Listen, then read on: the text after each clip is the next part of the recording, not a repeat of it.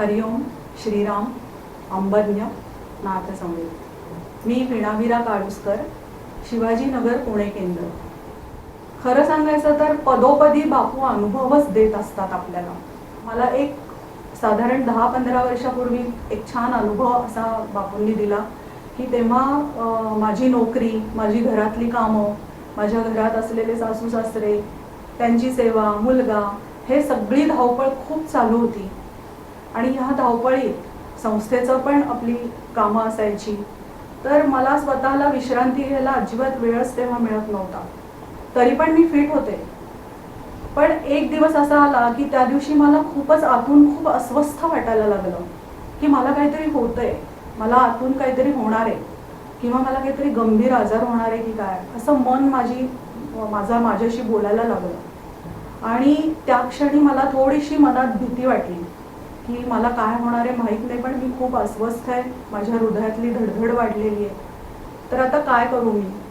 आणि मग आपल्या केंद्रात एक डॉक्टर आहेत, त्यांच्याकडे मी गेले आणि त्यांना जाऊन दाखवलं। त्यांनी मला ट्रीटमेंट दिली, 2 दिवसाची औषधं दिली, ती मी घेतली, पण त्यांनी मला फारसं बरं नव्हतं वाटलं।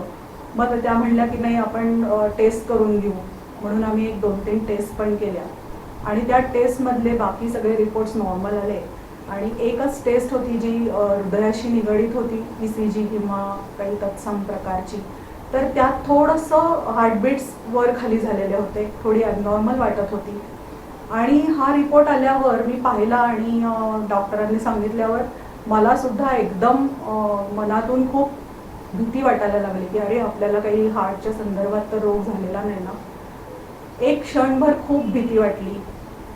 खरं तर बापूंकडे आल्यावर निर्भयता आपल्याला मिळते, आपण सगळ्याच्या बाहेर जायला लागतो, पण तरी सुद्धा 1 मिनिटभर आपण एक सामान्य मानव आहोत म्हणून आपल्याला भीती वाटतेच। आणि मग त्या दिवशी मी तोच विचार करत करत झोपले आणि त्या रात्री बापू माझ्या स्वप्नात आले आणि हसत होते। आणि मी बापूंना पाहिल्यावर एकदम रिलॅक्स झाले, एकदम रिलॅक्स मनाने।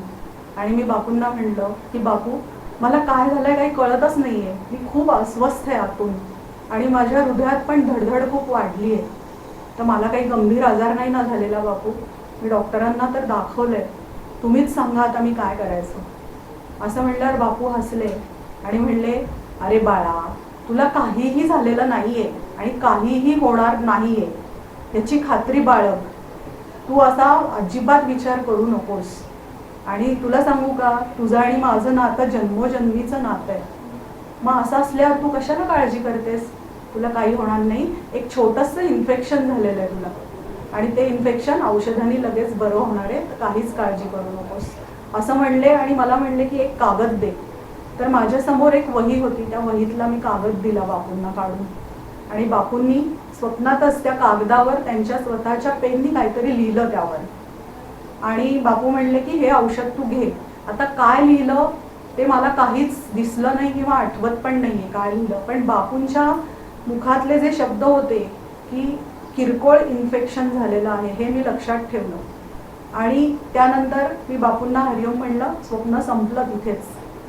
आणि मी सकाळी जागी झाले, ती आनंदानेच जागी झाले, कारण मला बापूंनी सांगितलं होतं की तुला काहीही होणार नाही। आणि हे जे मनोधैर्य दिलेलं होतं बापूंनी, मनाची शक्ती दिलेली होती, त्यातून मी खूपच आनंदी झाले आणि धावत त्या डॉक्टरांकडे गेले। त्यांना म्हणलं की असं असं मला बापूंचं स्वप्न पडलं आणि त्यांनी मला हे सांगितलं। तेव्हा त्या थोड्या 1-2 मिनिटं शांत झाल्या, विचार केला आणि त्या म्हणल्या, मला बापूंचे नक्की शब्द काय बोलले होते तेवढेच सांग फक्त, ते काय बोलले तुला स्वप्नात। तर मी त्यांना फक्त एवढंच सांगितलं की किरकोळ इन्फेक्शन झालंय असं बापू म्हणले आणि काहीतरी कागदावर लिहून दिलंय, तुला आठवतंय का काय लिहून दिलंय। म्हणलं नाही आठवत मला काही। मग त्या म्हणल्या ठीक आहे। आणि मग नंतर त्यांनी माझी एक छोटीशी युरिन टेस्ट वगैरे केली आणि त्यात फक्त मला किरकोळ युरिन इन्फेक्शन झालं होतं हे समजलं आणि त्यावर औषध घेऊन मी 2 दिवसात खडखडीत बरी झाले आणि मला काहीच झालं नाही। तर अशी ही आपली कनवाळू माऊली बापू मोठ्या आईला घेऊन आली आहे आणि सतत आपली काळजी वाहत असते। आणि म्हणूनच मी सांगितलं ना की आपले जे प्रखर भोग आहेत, त्या भोग किंवा त्या भोगांचा नाश करण्यासाठीच बापू आलेले आहेत। आणि सर्वात महत्त्वाचा अनुभव म्हणजे की बापूंकडून आपल्याला हे सगळे अनुभव असे मिळतच असतात पण सर्वात महत्त्वाचा अनुभव म्हणजे बापू आपल्याला एक मनशक्ती देण्यासाठी आलेले आहेत, मनोधैर्य देण्यासाठी आलेले आहेत. आपल्याकडे दुसरी कुठलीही आपल्याला ऐश्वर्य नको असतात, तर काय ऐश्वर्य पाहिजे, तर सुख, समाधान, शांती आणि मनोशक्ती किंवा मनाची शक्ती. आणि हे सगळं देण्यासाठीच बापू आलेले आहेत. हा माझा सर्वात मोठा अनुभव आहे आणि तो बापूंकडून मला मिळालेला आहे, निश्चितच मिळालेला आहे. कारण याबद्दल पण अजून एक अनुभव सांगते असाच, की आत्ता 2 वर्षापूर्वी जो कोविडचा काळ होता, ही जी काही महामारी आली होती आत्ता, तर ह्या महामारीत सगळेजण भरडले गेले. त्यात आपण सुद्धा कोणीही सुटलेलो नाही की बाबा मी भक्ती करते म्हणून मला नाही होणार, असं काही नाही. तर आपण सर्वसामान्य माणूस आहोत. तर आपले जे काही भोग आहेत ते आपल्याला भोगायचेच आहेत, पण ते भोगताना हा सतत आपल्या बरोबर आहे, आपल्यावर लक्ष ठेवून आहे, हा जो विश्वास आपण दाखवतो ना, त्यांनी आपण ह्यातून तरुण जातो. तर आमच्या घरात आम्हाला सगळ्यांना कोविड झाला होता. माझ्या मिस्टरांना झाला, मला झाला. दोघंही आम्ही त्यातून सही सलामत बाहेर आलो. आणि ह्याला कारण काय, तर बापूंवरचा विश्वास, बापूंवरचं प्रेम आणि आपण जे देतो त्याच्या कित्येक पटीने बापू आपल्याला देतो. आणि म्हणून हे आपण सगळं साध्य करू शकतो. जेव्हा कोविड झाला हे कळलं तेव्हा इमिजिएटली बापूंकडून निरोप आला की दत्त तारक आराधना करून घ्या. आणि त्या सगळ्या लगेच अर्जंट बेसिसवर केल्या आमच्या दोघांच्याही जीवनात किंवा आमच्यावर आलेलं हे जे काही आरिष्ट होतं ते इमिजिएट निघून गेलं. आम्हाला कुठलाही त्रास झाला नाही. आता हे झालं श्रद्धावानाच्या बाबतीत. पण मला यातून अजून एक नमूद करायचं आहे की माझ्या सासू सासऱ्यांना सुद्धा कोविड झाला. त्यांचं वय खूप होतं, 89 वर्षाचे सासरे, 81 वर्षाच्या सासूबाई. आणि त्यांना कोविड झाल्यावर आमची मात्र आमच्या पायाखालची जमीन हादरली. कारण ह्या मोठ्या वयात हे कसं काय फेस करू शकणार या गोष्टीला. आणि सर्वात महत्त्वाचं म्हणजे की ते काय बापूंची रेग्युलर उपासना करणाऱ्यातले नव्हते. ते नक्कीच श्रद्धावान होतेच, म्हणजे ते देवाची भक्ती करत होते कुठल्या ना कुठल्या, पण बापूंची उपासना करत नव्हते. त्यामुळे आम्हाला खूपच मनातून असं वाटायला लागलं की ह्यांचं आता कसं होणार आहे, टेन्शन आलं. आम्ही त्यांना हॉस्पिटलला ॲडमिट केलं आणि लगेचच दादांना फोन लावला. तेव्हा सुद्धा दादांनी शांतपणे हेच सांगितलं की त्यांच्या नावाने दत्त तारक आराधना करून घ्या. आणि मग प्रमोद सिंहांनी इमिजिएट ती दत्त तारक आराधना त्यांच्या नावाने केली. आणि आश्चर्याची गोष्ट की एवढ्या मोठ्या म्हणजे जास्ती वय असलेल्या या दोघांनाही बापूंनी कोविडच्या या दुर्धर आजारातून अगदी सही सलामत बाहेर काढलं.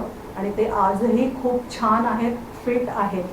यातून एक गोष्ट फक्त नमूद करते की बापू किंवा बापूंची जेव्हा आपण मनापासून उपासना करतो तेव्हा एकच विश्वास लक्षात येतो की बापूंची उपासना केल्यावर बापू जे काही संरक्षण कवच आपल्याला देतात तर ते फक्त उपासना करणाऱ्यासाठी नसतं, तर उपासना करणाऱ्या त्याच्या अख्ख्या कुटुंबाच्या भोवती ते संरक्षण कवच फिरतं.